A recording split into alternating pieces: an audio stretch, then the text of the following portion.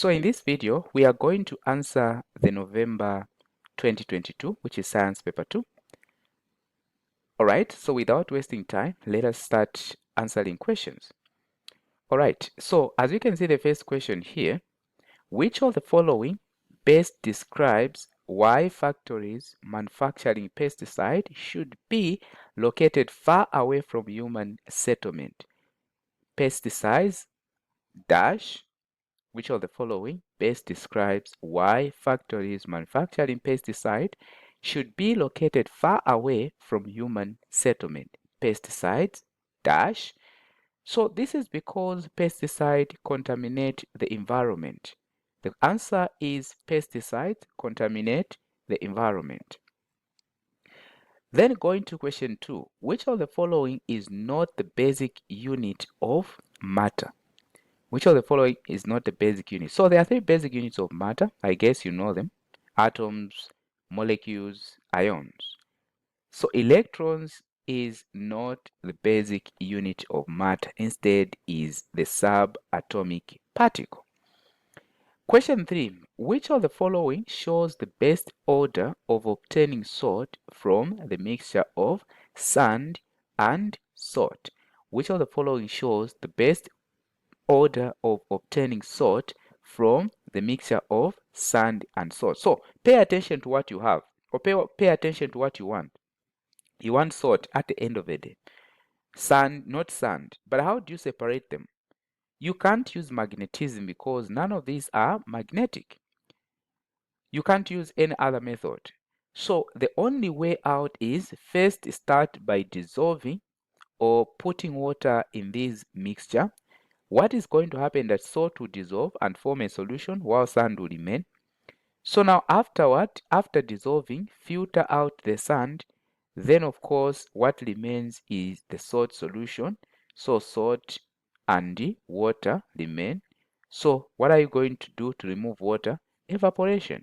So the answer here is A: dissolving, filtering, evaporation, as the order in which you can obtain the salt from that mixture. Question 4. The best method of separating iron filing from copper powder is... So you are separating iron from copper. Now, when you look at these two, iron is magnetic, copper is non-magnetic. So you can remove iron by magnetism and leave copper. So the best method here is magnetism. So you need to know about the separation methods, like I did mention in the previous one. So you need to know about the separation method, such as magnetism, such as filtration, such as chromatography. Those method, distillation, you need to know them. Question 5. In which of the following are the greatest intermolecular forces? In which of the following are the greatest intermolecular forces? What do you think? Which of the following has the greatest intermolecular forces? So this question, I'll give it to you to answer. What do you think? Which one has the greatest intermolecular forces if you are to compare all these? Okay? Now, just here to give you an idea, the greatest intermolecular forces, picture this, the forces that just hold the, let me talk of the electrons, okay, in these. Now, the larger the size of the atom in terms of the number of shells, the weaker the intermolecular forces of attraction. So in other words, the smallest here is the one that has the strongest intermolecular forces of attraction. I've even answered the question anyway. So which one do you think? And be able to explain what is the reason why. Okay. Question 6. The following dot and cross diagram represent a compound. So as you can see, cross and dot. Identify the compound shown in the diagram. So the compound shown is, now look at this. This, that is positively charged. I don't know if you can see the charge. This is positive 2. And this is the 2 negative. So positive, it means it lost electrons. So this one lost 2 electrons. And the 2 electrons were gained by the other one. Okay, so if I look at the number of shells, in the first one there are 2 electrons, the second one there are 8 plus what was lost, 2. So this gives you 12. The atomic number is unique per each atom that you are going to find, or an element. So this is magnesium. Then when you look at this, in the first shell we have 2 electrons, in the second one we have 6. We are paying attention to these dots, not these that were gained. So which means this one gained 2. This is typical oxygen. So magnesium and oxygen making magnesium oxide. So this is magnesium oxide. I guess you've gotten this part as well. All right, we proceed to question, that was question 6. So we proceed to question 7. Which of the following liquids, so here is question 7, please. Which of the following liquids, when added to strong acidic solution in the correct amount, could produce a solution with pH 7? Now, pH 7, it means neutral pH. Now, which of these solution that is given has a pH of 7, neutral? It is distilled water. So when added in correct proportion, can produce the solution that is neutral. Okay, so the answer is A. Question 8. What is the identity test of the gas produced when acid, pay attention, react with carbonate? Now, generally, when an acid reacts with carbonate, what is produced is carbon dioxide. So in other words, we are looking for the identity test of carbon dioxide. So which one is the identity test of carbon dioxide? So if I look at among these answers, is that it turns lime water milky. Very important that you know the identity test for carbon dioxide. Then for question 9, 25 cubic centimeter or centimeter cubic of 1.0 moles per decimeter cube of sodium hydroxide solution are measured in 200 centimeter cubic volumetric flask, and water was added to the solution to make it 100 mark. The concentration of sodium solution is, so what is the concentration of sodium hydroxide in the solution? So you know that concentration is equals to number of moles over volume. Now, since we are finding the concentration of sodium hydroxide, so we need to find the number of moles of, or we need number of moles of sodium hydroxide. What we are given here for sodium hydroxide is the volume and the concentration. So we want the concentration after the 100, or after the solution, the volume was raised to 100. So what are we going to do? We can find the number of moles from what we have, okay, as a concentration. So from the concentration and the volume, we can find number of moles. So concentration multiplied by volume. Now, what is the volume? 25. Now, 25, we need to convert it into, 25 into, we need to convert it into decimeter simply by dividing it with 1,000. So we are going to do 25 divide 1,000 so that we can have it in decimeter. So what are we going to have here? So for the volume, we have 0.025 multiplied by, what is the concentration here? 1. So the number of moles, in other words, will be 0.025 moles of sodium hydroxide.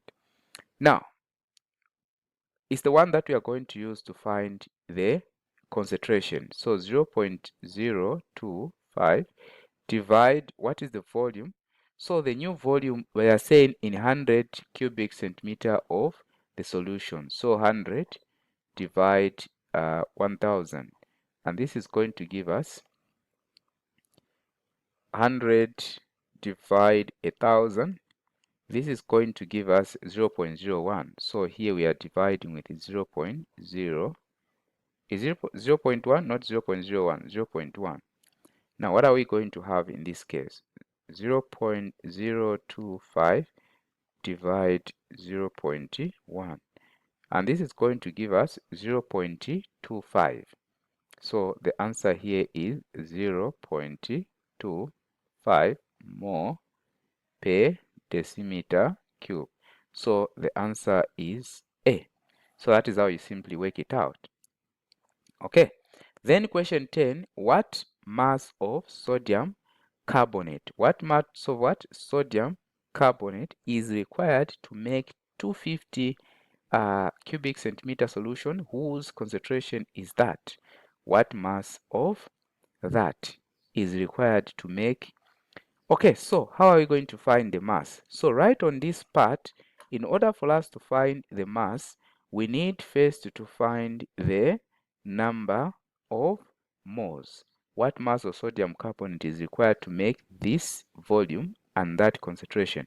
So we can find the number of moles of sodium carbonate first, which is equals to number of moles. What we are given is concentration times volume. So now, what is the concentration? The concentration is 0.3. Multiply. What is the volume?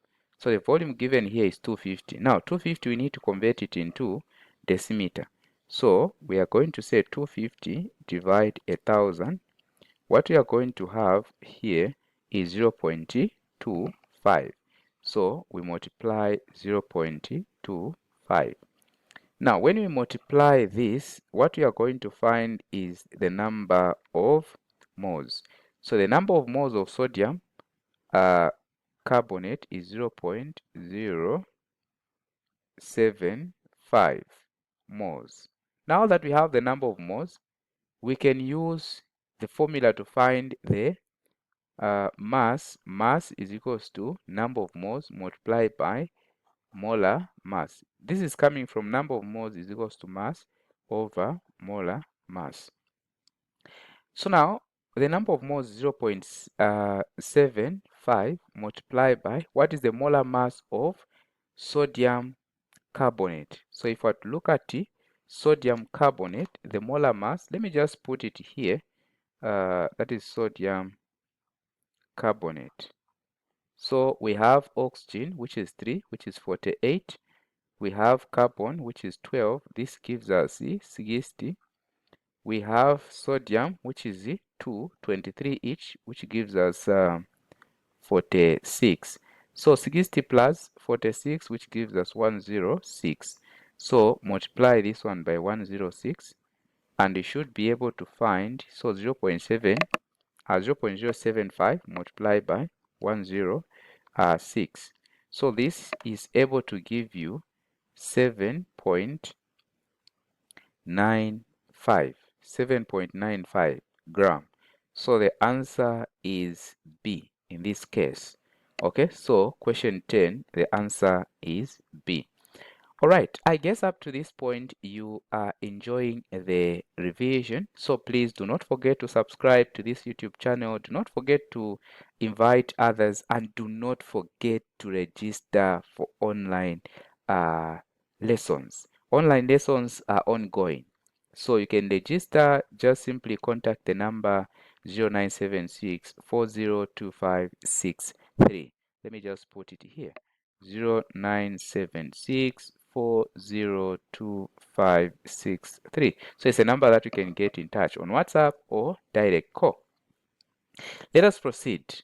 So all this calculation was about the question 10. So something that is easy. So you just have to master a thing here.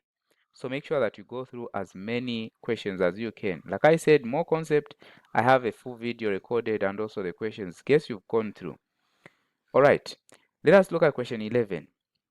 An experiment was carried out as shown in the following diagram. So as you can see, where was the reaction faster? So this is on rate of chemical reaction, and some of the factors that affect rate of chemical reaction are size of particles. So the smaller the size, the faster the rate of reaction. The large pieces or lump, the reaction is slow. Okay, that explains, collision theory does explain well on this part. So where was the reaction faster? So in the experiment 2, as you can see, the size of particles are small compared to the lump that is here. So in experiment 2, the reaction was faster. Okay, And I guess you've looked at, or don't forget to look at the rate of chemical reaction, especially when it comes to graphing and all that. This is a question that came in 2025 GCE, if I'm not mistaken, but it does come. Question 12, which of the following best explains why hydrogen is not placed in any group on the periodic table? So hydrogen is not placed in any group, instead it's placed in the middle there because one, hydrogen has only one electron. So if it gains one electron, it behaves like group 7 elements because group 7 elements do gain one electron. Now, if it loses one electron that it has, it behaves like group 1 elements, and therefore it becomes a proton or positively charged. For that reason, it has the property of both group 1 and group 7. So the answer is C. Question 13. The atomic number of element W and Z are as follows. So as you can see, those that are not able to see clearly, W has the atomic number 19 and Z has the atomic number 17. Now, this, if I write the configuration, is 2, 8, 8, 1, which is metal. Then this, if I write the configuration, is 2, 8, 7, which is a non-metal. Look at this, it has 7, so it needs 1. This one need to lose 1, or, okay, need to lose 1. Now, they are saying the basic unit of, or the base unit of a compound formed between W and Z is, so when W and Z react, this is ionic bonding, or ionic bonding can occur, so which means forming ionic compound. For that reason, the base unit will be ions, that is B. That is how you look at this. Then question 14, element X is less dense than water and react faster with cold water, liberating a gas. Which details are correct about element X? So the one that react with cold water and less dense, okay, so less dense than water and react fast with cold water. So most of these are group 1 elements, which are called alkali metals. So you are looking for something from group 1. So here it is sodium. From period 3, the solution that is formed is alkali and the gas produced is hydrogen. Let us go to question 15. The diagram below shows the ionic lattice of a substance. So as you can see in the ion lattice, you have -2 and +1. +1, which means the atoms of that element lost how many electrons? 1. And -2, it means the atom of that element gained how many electrons? Gained 2. Okay, so there's loss of 1 and gaining of 2. What is the substance likely to be? Magnesium chloride. So it cannot be magnesium loses 2. It would have been +2. Then chlorine gain 1. It would have been -1. So it's not the answer. Magnesium oxide, magnesium loses 2. So it would have been +2. Then oxide gain 2. It would have been -2. Then sodium chloride. Sodium loses 1. Chlorine gains 1. It would have been -1, +1. Sodium loses 1, positive.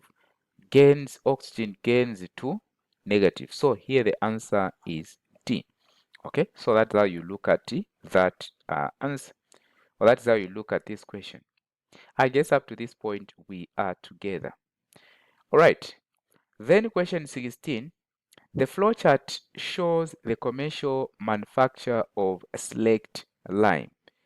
The diagram shows the manufacture of slaked lime. Slaked lime is calcium oxide. So please also on this part, look at the synthesis of calcium oxide as you are studying.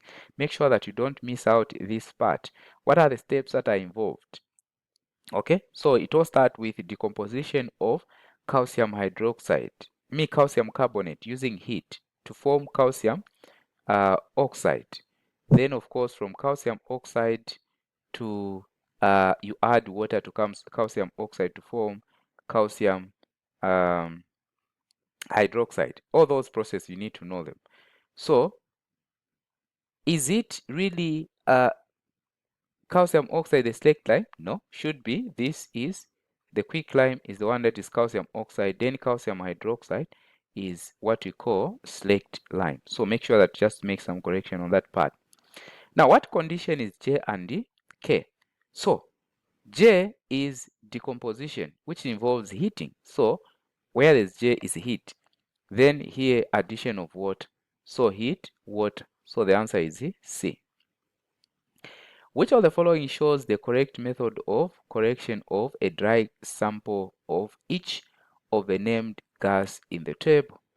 So which of the following shows the correct method of correction of a dry sample of each of the named gas in the table? Now, when it comes to gas correction, the whole thing here is really confusing. When you look at upward delivery, downward displacement, upward displacement, learners do get confused. So the easy way out here, spot out what you know is true.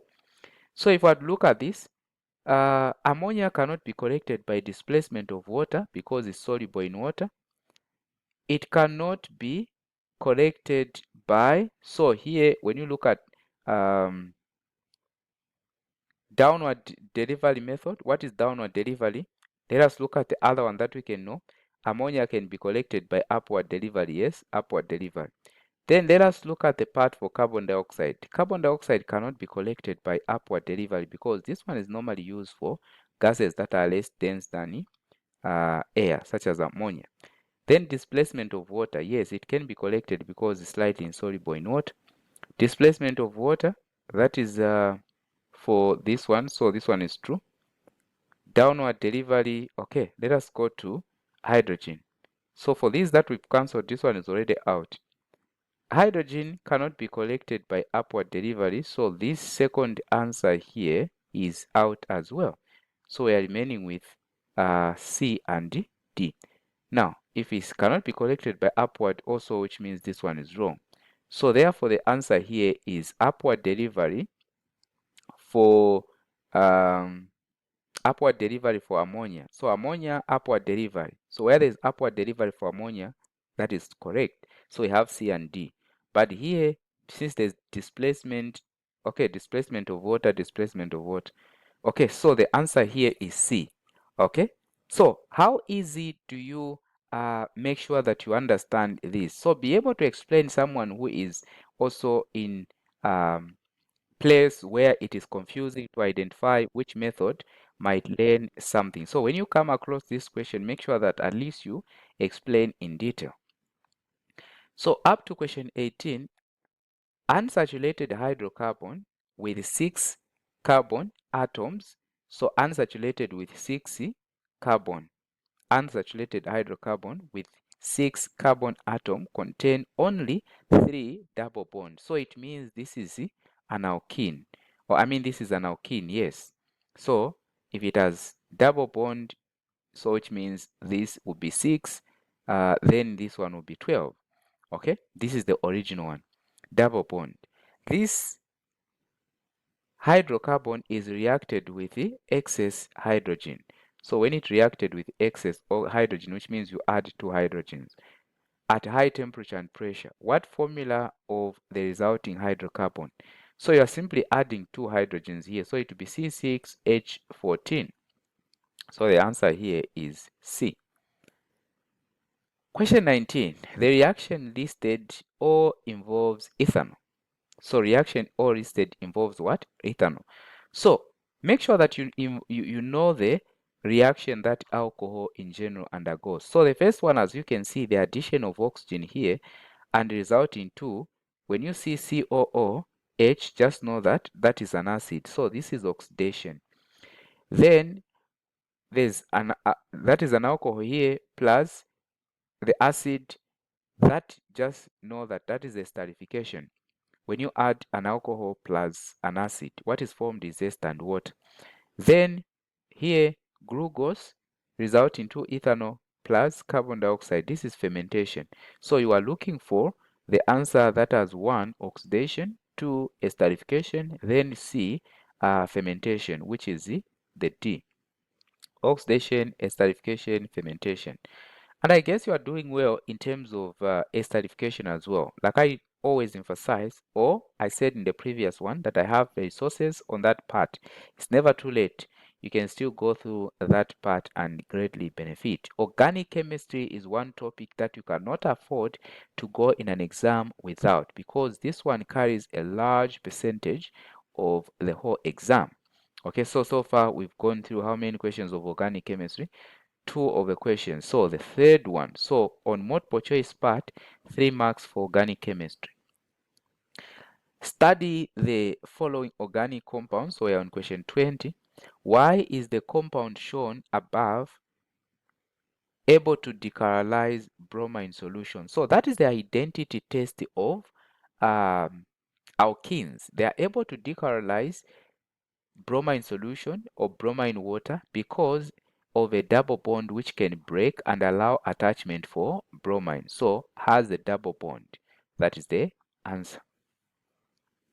So we are done with the section A, and I guess you've enjoyed so far up to this point. So please note that in terms of physical lessons, for those that want to join us, we are found in Kawata, just near Kawata Primary School. If you stay in that locality, you can just give us a call on the number 0976-402563.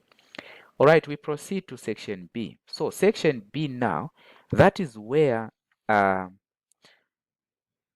might say sometimes this section tend to become simple, or either way, it is simple. All right. So here is the question that is from section B. And the first question here is give a reason, one reason why laboratory rules are very important. So just from the start of chemistry introduction, that is branches of chemistry, that is importance of chemistry, and also challenges associated with chemical industries, how to resolve them. All that part, make sure that you clear your mind, or you clear before you go in an exam, including safety rules. So you need to make sure and know the reason behind every safety rules. So the reason is give a reason, give one reason, or the question rather is give one reason why laboratory safety rules are important. What do you think? So this one, it is to ensure, or let me say ensures safety. They are important because they ensures what? Safety. Prevent accidents and injuries. If there are no rules, people would do things anyhow and they will end up causing accident. State one importance of chemistry in our everyday to-day life. So there are quite a number of importance of chemistry, but one of them that I would put out, maybe we can look at helps in development and making of medicine. Helps in development and making of medicine. Now, one of the concerning thing is about learners is that you don't know how to write things straight to the point. These are 1 mark. So there's no way you can start explaining the history of chemistry. You put up everything that you have, just 1 mark. You end up losing the question without even answering the question. So make sure that you got straight to the point. So helps in development and making of medicine. Aside from that, also helps in making of fertilizer used by farmers to improve crop yield. We can talk of helps in making of household products such as we can talk of perfume, you can talk of soap, you can talk of all reagent, cleaning reagent that are used. In general, it improves human hygiene. Quite a number of them. Those are the ones that you need to put, and of course, direct to the point. Question B. The following graph shows the heating curve that were drawn after pure ice and candle wax were heated over time to their melting point.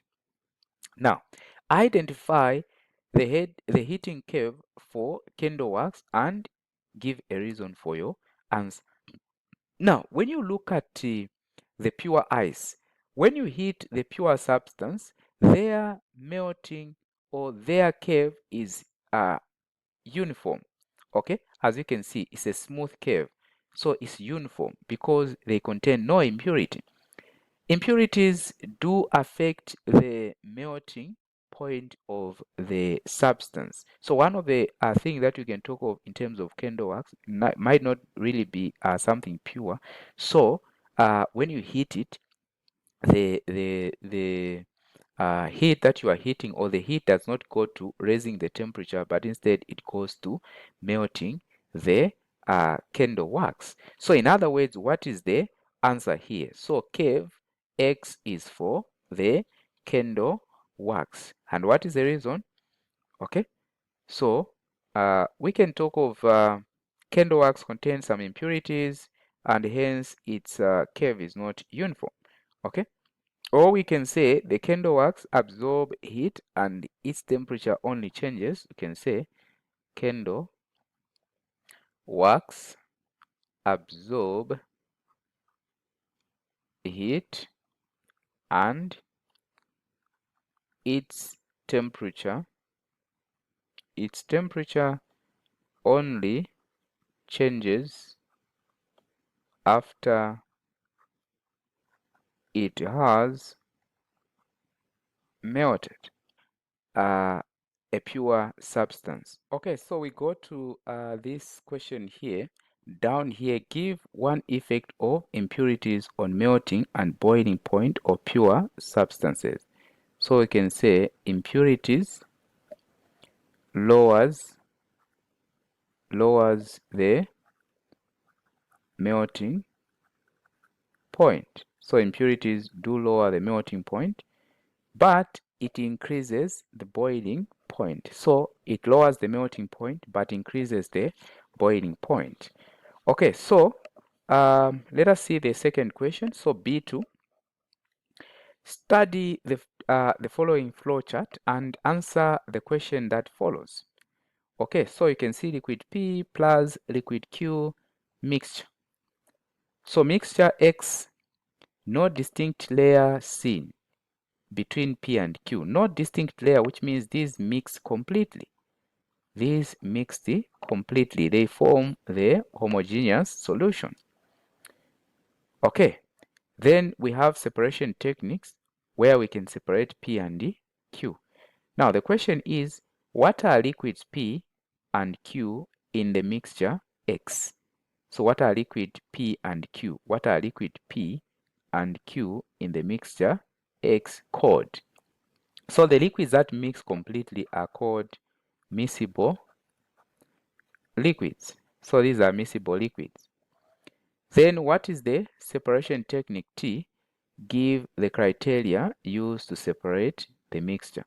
What is the separation technique T? Give the criteria used to separate the mixture. So separation technique, the one that separates miscible liquid is fractional distillation. So fractional distillation. So fractional distillation. Then criteria. So for this, it involves the criteria used is different. They are different. Okay, they are difference. Their difference in boiling points. These have different boiling points. For example, I guess we are going to look at examples. So water boils at 100.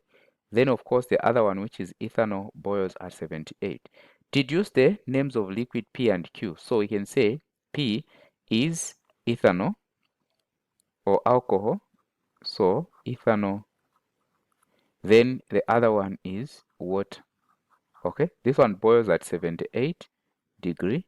This one boils at 100 degree Celsius. So this answers this question. Question 3, the following symbols shows the nuclide. So the nuclide is A, 32, then 16. Distinguish between the number 16 and 32. So if we look at the number 32, so you can say the number 32 is the mass number. The number 32 is the mass number while the number 16 is the atomic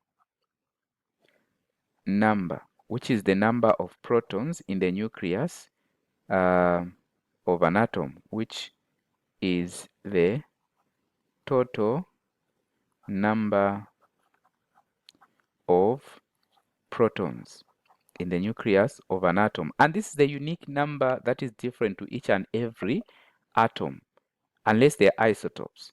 So that is what you can look at in terms of this. So you can maybe write also the number 32 is the mass number, which is just a sum of neutrons and protons in the nucleus of an atom, while the number 16 is the atomic number, which is just a total number of protons in the nucleus of an atom, and is unique to each and every element. Okay, then to which group of the periodic table does A belong? So if I look at the configuration, this is 2, 8, we can put 6. This gives us 16, yeah? So the group where it belongs is the number of electrons in the outermost shell. So this is 6, so it belong to group what? So this one belong to group 6. Use the periodic table to identify element A. Use the periodic table to identify element A. So if I look at this, this is the sulfur. This is sulfur. Draw the dot and cross to show the bonding formed in compound A and hydrogen. So A is sulfur, we said, then hydrogen. So this one needs 2. So in other words, what is going to form is the hydrogen sulfide. Okay, so 2 hydrogen and 1 sulfur. So this is covalent bonding because it's occurring between non-metals. So you're going to draw A in the middle, which is the A. Then, of course, I'm going to draw with 1 hydrogen this side, another hydrogen the other side. So here, this is for hydrogen, this is hydrogen. So I'll use dots for hydrogen, I'll use dots for hydrogen, then X for sulfur. So X for sulfur, dot for hydrogen. So hydrogen, dot for hydrogen, then X for sulfur. Since it has 6 on the outside shell, so which means 2 will remain like this. So this is what you need. Okay. Compare the bonding in compound formed with that in calcium oxide. So compare the bonding. So if I look at the bonding in this one, this is called covalent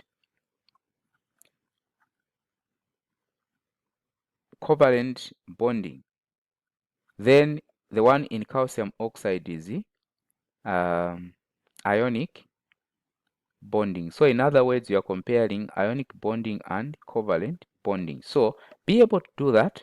Be able to do that. So this question is yours. I guess up to this point we are together. So let us look at this question that is before.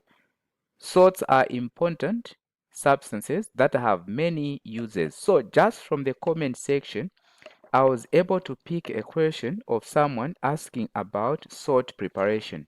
So before you go in an exam, know how to prepare a soluble salt and also insoluble salt. So sometimes you'll be given a question to describe how it is prepared. Like in the 2025 GCE, the question was there. Equally, as you write the exams, you might expect such a question. How do you prepare either a soluble salt or an insoluble salt? And you need to know these salts. What are those that are considered soluble, insoluble salts? So in this question that came is, describe how a fairly dry sample of lead 2 sulfate can be prepared from aqueous sodium sulfate and a solution compound or soluble compound of lead in the laboratory. Describe how a fairly dry sample of lead 2 sulfate can be prepared from aqueous sodium sulfate and soluble compound of lead in the laboratory. Okay, so how can it be prepared? So in other words, to prepare lead 2 sulfate from aqueous sodium sulfate and soluble compound of lead in the laboratory, the thing is that you are going to mixed aqueous, mix aqueous sodium sulfate, mix aqueous sodium sulfate with soluble lead compound. What are some of the examples of soluble lead compound? Like lead 2 nitrate. Lead 2 nitrate is Pb, then nitrate, like this. So when you mix, what happened? A white precipitate of lead 2 sulfate. White precipitate of lead 2 sulfate forms, which is then filtered and dried. So that is the whole process, okay, which is filtered and dried. So for the equation is Pb nitrate, then of course plus sodium sulfate, then of course this is going to result into Pb sulfate plus that is 2 sodium nitrate. So you can put a state symbol. So that is how it's going to be. So that is what you need to write on this one. Make sure that you write a summary as possible. So in other words, that is what you need to write on this part. Then suggest the name of the salt that can be prepared in the same way. So this is insoluble salt. So suggest another insoluble salt. So we have what? Barium sulfate. So how is barium sulfate prepared? And also you have calcium sulfate. How is calcium sulfate prepared? So know about these soluble or insoluble salts. So this answers the question. Let us go to question 5. So more concept again, one of the topic that you need to go with. So you need to make sure that you know how to answer questions from more concept. So here is the question. Calcium nitrate decomposes on heating according to the equation. As you can see the equation right there. So it is decomposing by heating. What are the questions? Copy the equation and balance it. So just to put this answer here, copy the equation. So calcium nitrate, that is calcium nitrate, decomposes. What is formed is calcium oxide plus nitrogen dioxide plus oxygen. Okay, so to balance this, how do we balance this? So in plant of we start by balancing so here we can put a 2. Here we can put, let me just do this. So I guess by now you know how to balance the equations. Then of course a 2 here. I guess by now you know how to balance the equation. I have a video that teaches you how to balance the equation and also how to write them. Make sure that you go through that before the actual date. So this is, I guess, this is a balance equation. Be able to confirm. And if you don't balance it, which means everything that we are going to do is not going to work out. So calcium here 2, calcium 2. 2 multiplies nitrogen, which is 2 nitrogen, but there's a 2 multiplying here, which means 4 nitrogen. So here we have 4 nitrogen and also here 4 nitrogen. The fact that this is multiplying and also is multiplying with that 2 for nitrogen. Then oxygen is multiplying, this is 4, this is 2, so 6, and that is 8.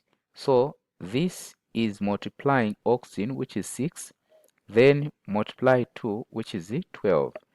This is multiplying oxygen 2, then plus 8, then plus 2. Okay, also this is 12. So this is the balance equation. So for a second one, calculate the relative formula mass of calcium nitrate. So calcium nitrate, the formula mass. So this one is going to be how many oxygens? So this outside 16. So these two outside is multiplying with 3 oxygen inside, so which is 6 times 16. Then we have nitrogen, which is 2 times 14. Then we have calcium, which is just 1 times what? Times 40. So right here we have 6 multiplied by 16, which gives us 96. Then this gives us 28. This gives us 40. So if we are to add everything here, should be able to give us 164. Confirm. So relative formula mass, no units, just like that. Then the other question now, 16.4 gram of calcium nitrate is decomposed. Calculate the volume of oxygen gas liberated at room temperature and pressure, so RTP.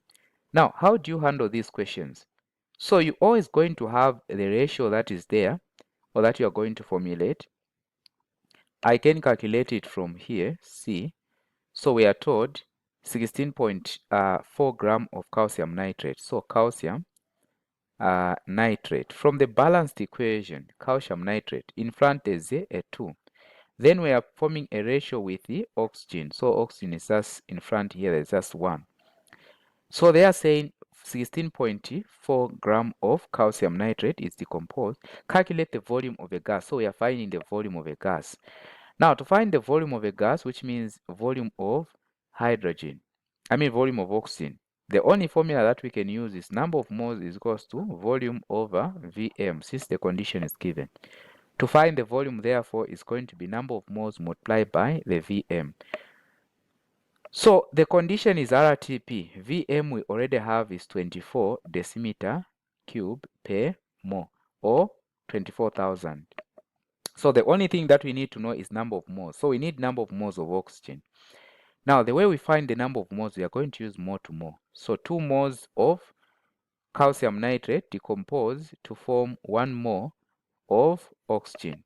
We need to calculate the other moles of calcium nitrate. So number of moles of calcium nitrate is equals to, what is given there is the mass, given mass over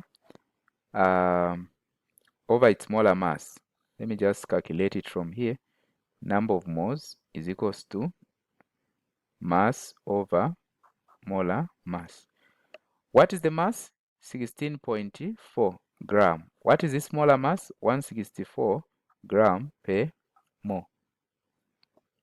So that and that, we are going to have, that is 16.4 divide 64.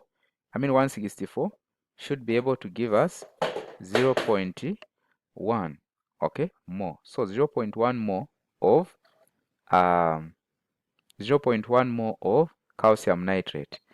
So we are going to say, what about 0.1 more of calcium nitrate is going to give us that of oxygen. We cross multiply, we are going to have 2x is equals to this and that, 0.1 divide 2 divide 2. So x is equals to 0.05. These are moles of oxygen, are the ones that we need. So these are moles of oxygen that we do what? That we need. Now remember, to find its volume, we need number of moles multiplied by Vm. So at least we have number of moles, then multiplied by the Vm, which is 24. So this is going to give us 1.2 decimeter cubed. I guess you followed how to do it. So please, you don't need you need actually to use just this space that is inside. So make sure that you utilize this space that is given. So this part, it was just me explaining. Okay, so make sure that you do that. So the only thing that you need to know is to find the number of moles of oxygen by using mole to mole ratio. Then afterward, you multiply with the VM, that is the volume. Okay, we go to question 6. About question 6, it's on the periodic table. So the periodic table, one of the topic that you need to understand before you go in an exam. So the following elements with their electronic configuration are in the certain group of the periodic table. Name the group in which these elements belong. Now, if I look at this one has 2. 2 in the first cell is stability. This one has 8 outside, which is stable. 8, 8. So all these are stable, and only elements from group 8 are stable. So here we can say these are from group what? Group 8. So name the group in which these belong. This is from group 8 or group O. What account for the chemical and reactivity of the compounds of a group of elements? So as we can see, they have full outermost shell. So their full outermost shell is the one that accounts for their unreactivity. So their full outermost shell, meaning they are stable. Okay, so they can only react if they had a unstable outermost shell. But since they are stable or they are full, they cannot react. So that accounts for their unreactivity. Now, W is used in weather balloons. So W, this is used in weather balloon. Explain why W is most suitable for this. Look at this. It only has one shell. So which means this is the lightest of all the elements that belongs there. So we can say because it is lighter than air, or is less dense. Okay, so less dense than air. Describe the changes in density as you go down the group. So look at this. The number of shell increases. So physical properties such as density, molecular weight, such as boiling point, melting point, all that. As you go down the group, it increases. So we can say going down the group, density increases. So going down the group, density does what? Increases. Then we go to question 7. So for question 7,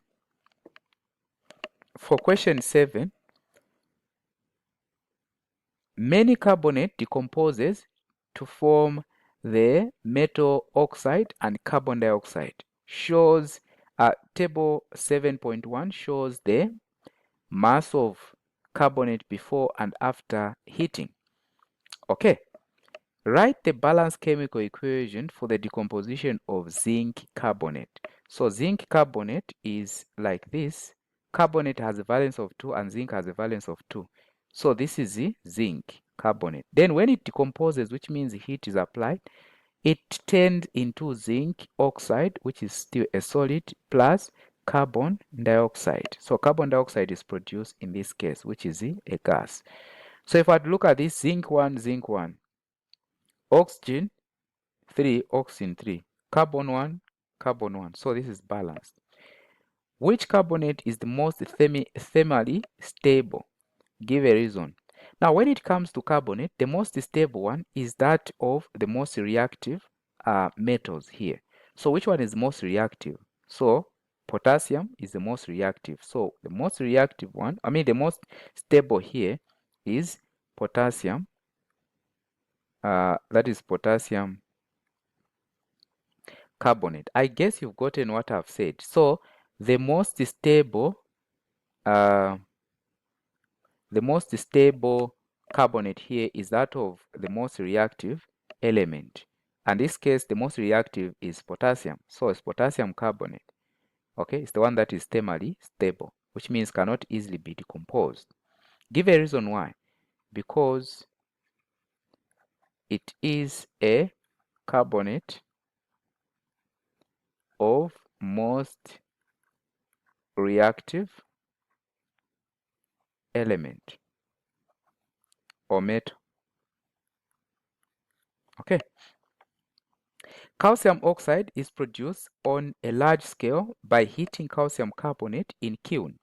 What environmental problem is associated with large-scale production of calcium oxide? So, when decomposing calcium carbonate, when it is decomposed, what is produced is calcium oxide and carbon dioxide. Now, this is a greenhouse gas, and of course, it causes global warming. So, the problem is that it produces greenhouse gases such as carbon dioxide, which cause global warming. Which cause what? Global warming.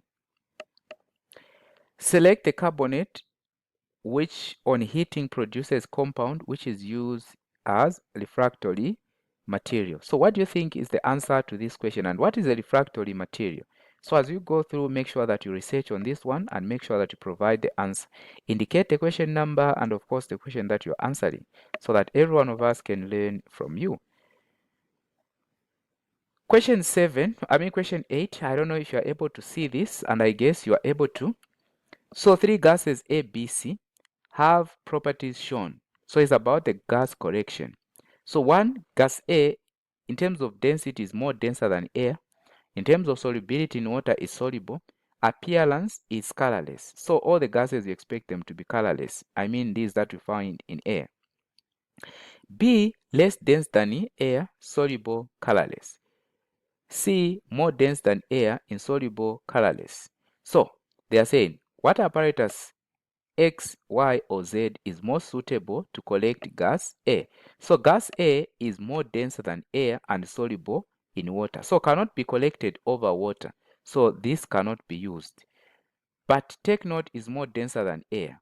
This is used for gases that are denser than air. That is what we call upward displacement of what? Air, which means air is placed up. Then of course for it goes at the bottom. And that one can be typical of a gas that is denser than air. Then this one for less dense gas. Okay, so upward displacement. This is called downward displacement of air. So which means the air that is dense goes down, for it goes up. In other words, this one is for less dense air. This one is for more dense.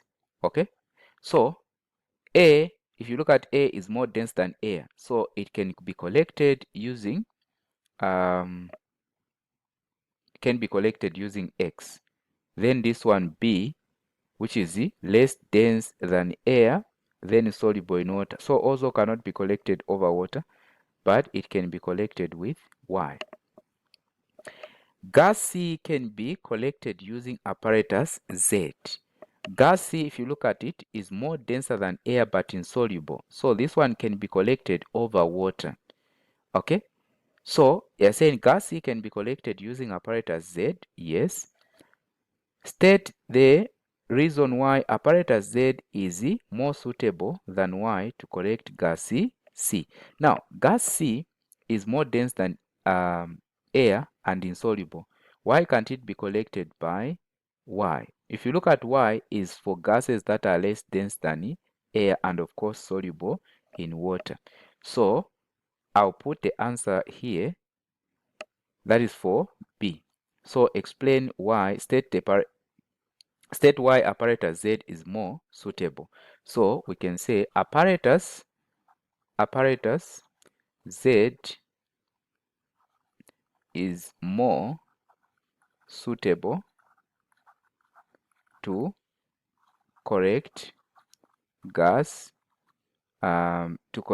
C because it is dense than air and soluble and insoluble in water. Cannot be collected by why? Because it is dense than air. I should have said apparatus Z is more suitable to collect gas C because it is insoluble in water. Okay, and it is not suitable to be collected by Y because it is denser than air. Okay, so please make sure that the phrasing, you make it in such a way that you don't write a lot of things unnecessary. So question 2, state why apparatus Y is more suitable than Z to collect B. So apparatus Y to collect B. So it's more suitable to collect B than apparatus Z. So because gas B is soluble in water. Apparatus Y is more suitable because, explain why, state why apparatus Y is more suitable than apparatus Z. So we can start with because we can say apparatus Y is more suitable to collect gas B because it is less dense than air. Apparatus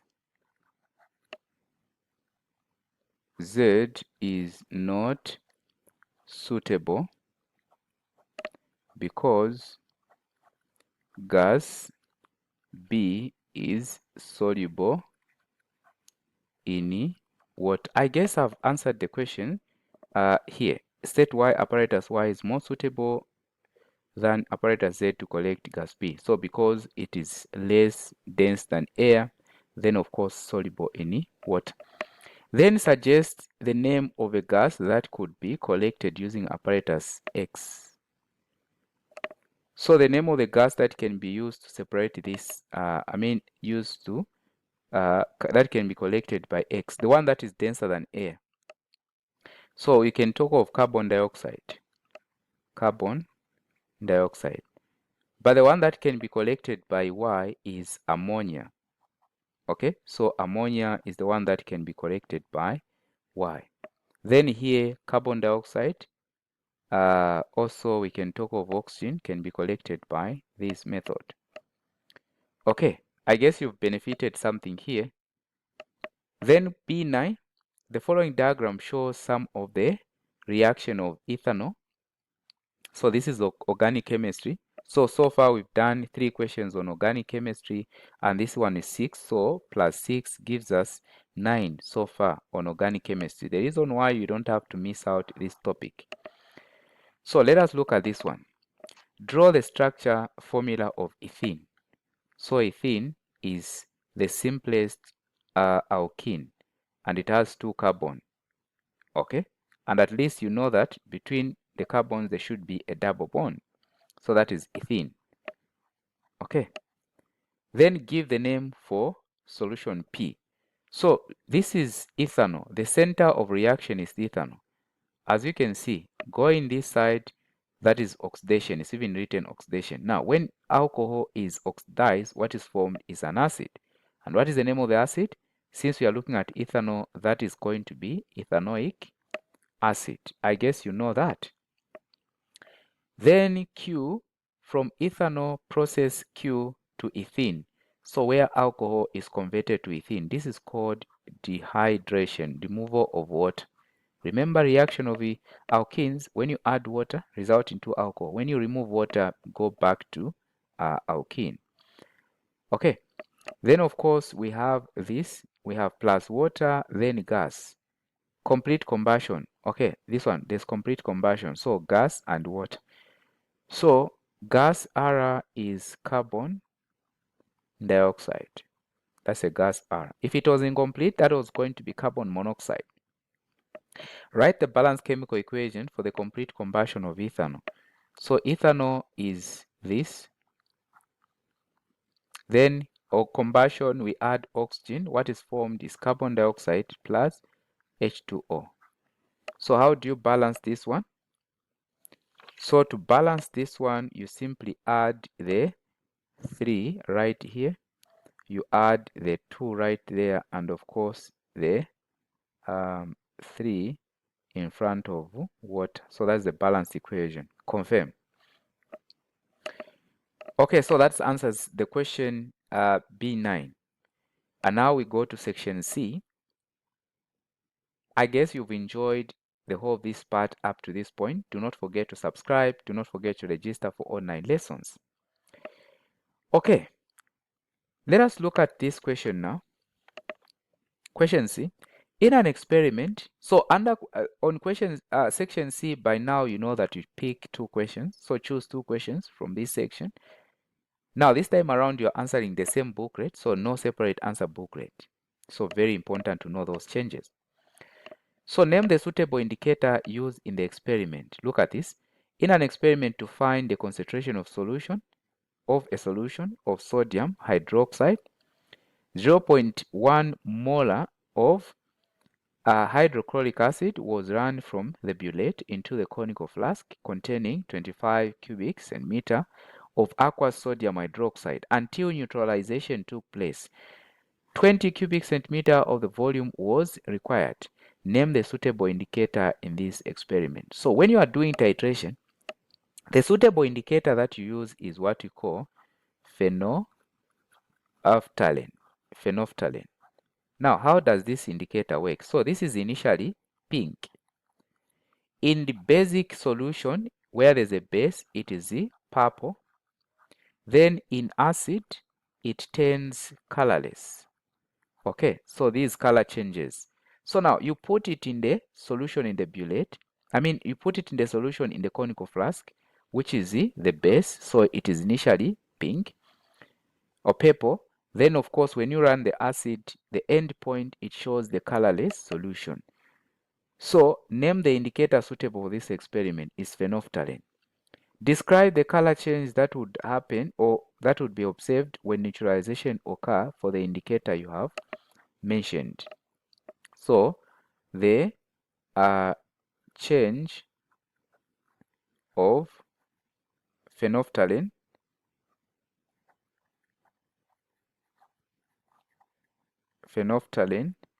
this one's supposed to be like this, phenolphthalein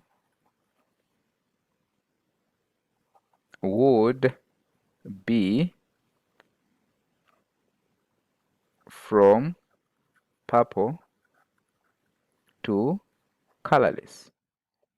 So that would be the color change when the solution is completely neutralized. So from purple to colorless. Write the chemical equation for the reaction that takes place in the flask. So what is reacting? Sodium hydroxide, which is NaOH, and hydrochloric acid, which is HCl. So here we are going to have NaOH aqueous plus HCl, which is aqueous.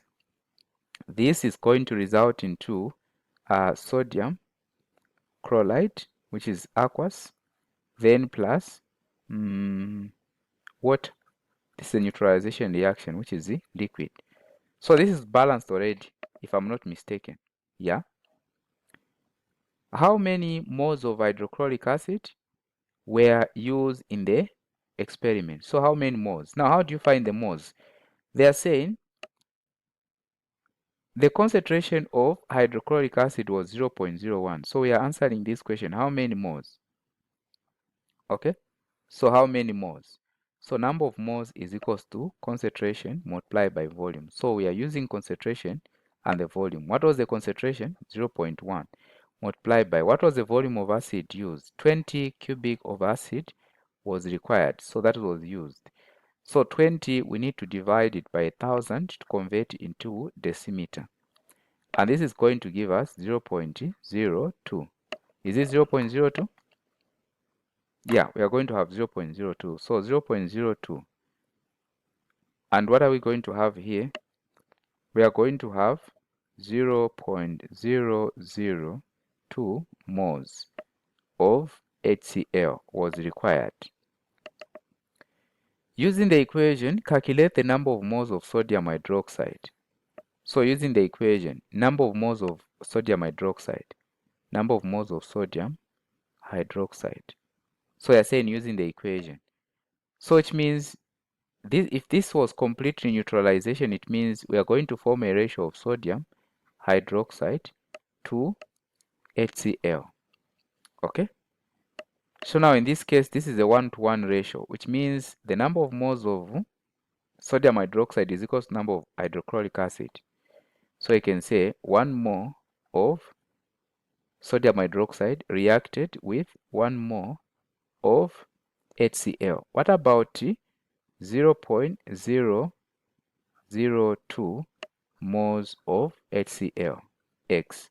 So in other words, also the number of moles of sodium hydroxide is 0.02 moles. It's a 1-to-1 ratio. Okay, so we've answered that question. Calculate the concentration of sodium hydroxide in mole per decimeter cubic. So how do you calculate now the concentration? So concentration is equal to number of moles over volume.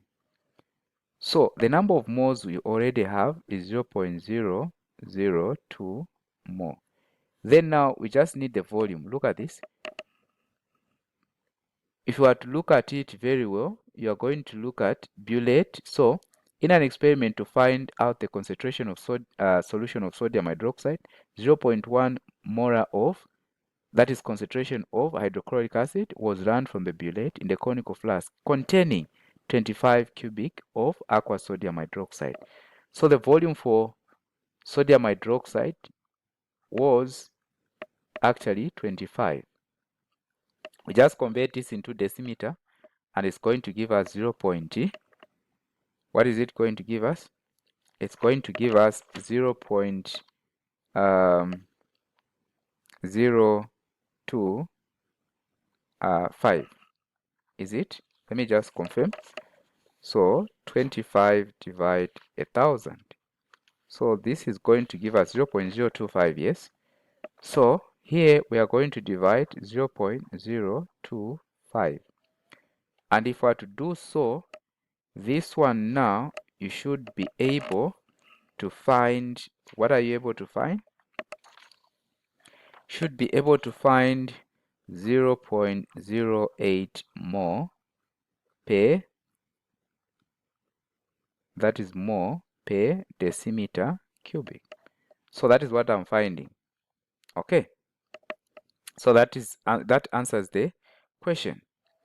Then on D now, give reason why the bullet was used to determine the volume of acid and not the measuring cylinder. The bullet was used because it's more accurate compared to the measuring cylinder. In other words, it measures the accurate volume of the acid. Okay, the bullet measures the accurate. How was exactly, which means fixed, how was the fixed volume of sodium hydroxide, which is 25, transferred into the conical flask? So using the pipette. The pipette transfers the fixed volume of the solution. So all these things, you need to know them. So that is how we basically answer this question. And I guess you've gotten something here. Otherwise, let us proceed to question 2. So here is the question 2. Nitrogen and argon are both elements found in air. Draw the electronic structure of nitrogen and argon. So that is A, electronic structure of nitrogen and argon. Now, just a simple thing here. To write the electronic structure, you need to know the configuration. So nitrogen has 7 as a proton number. So 2, 5. That is for nitrogen. 2, what? 2, 5. Then for argon, argon has atomic number of 18. So the configuration is 2, 8, 8. So to draw the structure of nitrogen, it's going to have how many shells? That is the nucleus, the first one.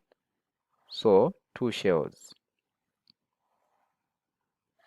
So I'll use these for electrons. So this is for nitrogen. Then for argon is going to have how many shells? So that is the Ar, the nucleus, 3 shells. I can use dots for this. So in the first shell, 2.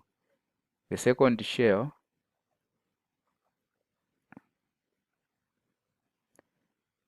also the last shell.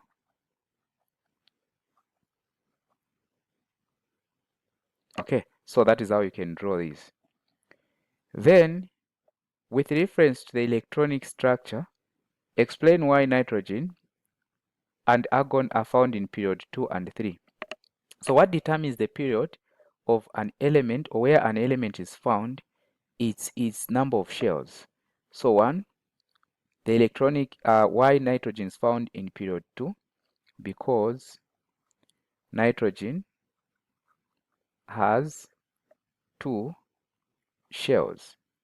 Why argon is found in period 3? Argon has 3 shells. Okay, so that is what you needed to write here. Question C, describe the process that take place at X and Y. So what process take place at X? So this is filtered air, liquid air, as you can see. So this is simply the fractional distillation of liquefied air, the process by which nitrogen, oxygen, and all that is obtained from air. So now, describe process X. What is process X there? So process X is the compression. Okay. Now, how is it done? So at X, the filtered air is compressed. So at X, the filtered air is compressed. Okay. Until it turns into liquid.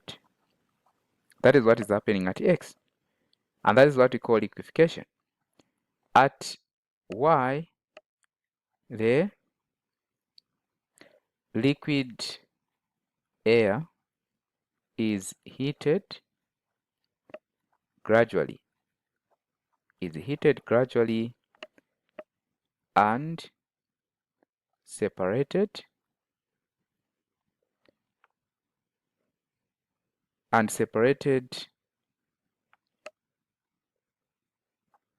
on their boiling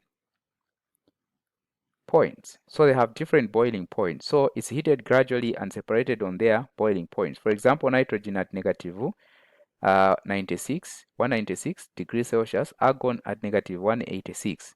So make sure that you know this. Then give one use of nitrogen. So nitrogen can be used, nitrogen is used in making of fertilizer. Can be used in making of fertilizer.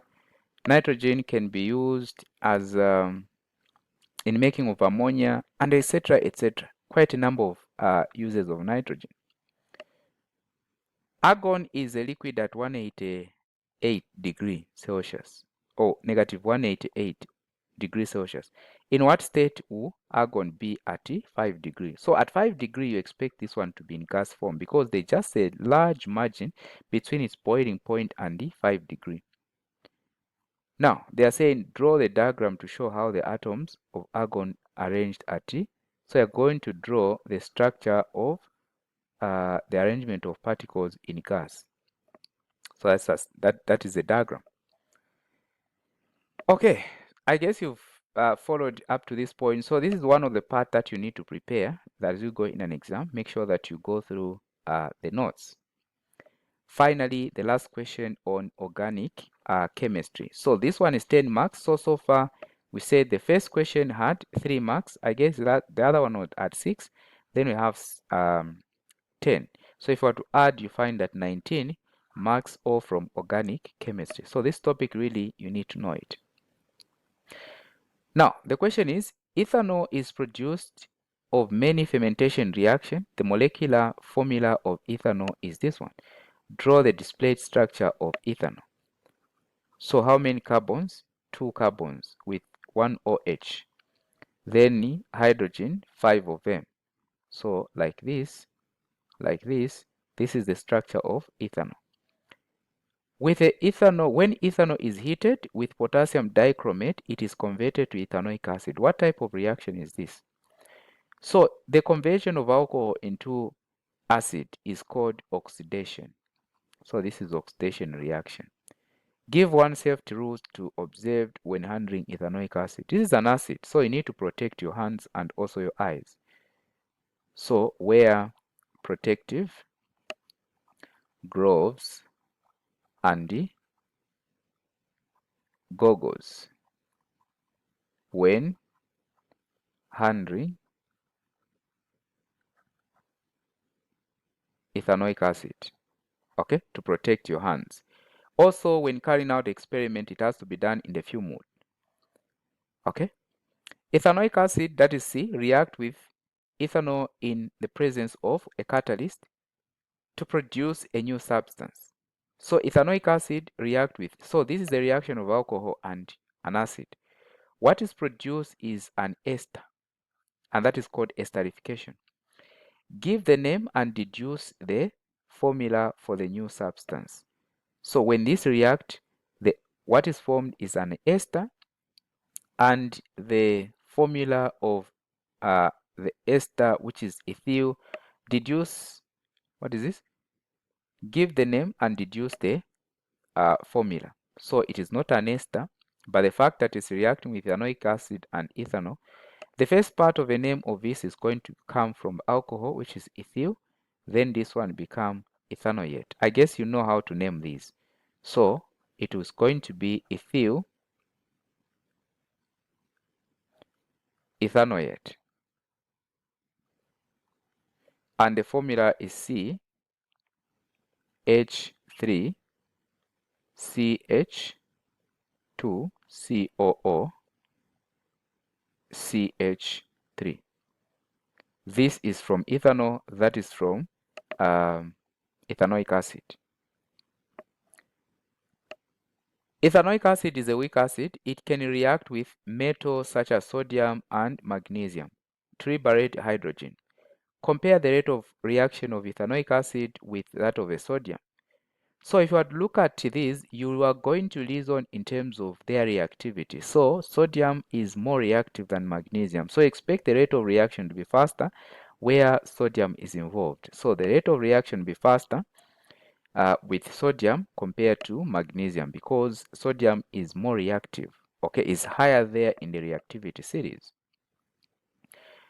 Now, the questions that you are going to answer as we come to an end is 2 and 3. What would be observed when aluminium is added to ethanoic acid? Give a reason for your observation. Give one use of aluminium based on the observation made above. So that is your question, and you are going to answer this question. So ladies and gentlemen, we've come to the end of this presentation. If you've stayed up to this point, all what I can say is thank you, and do not forget to subscribe to this YouTube channel. Make sure that you share with your family and friends, and do not forget to come for physical lessons. We are found in Kabwata. For online lessons, you can register. Contact the number 0976 402563. Otherwise, all the best in your exams.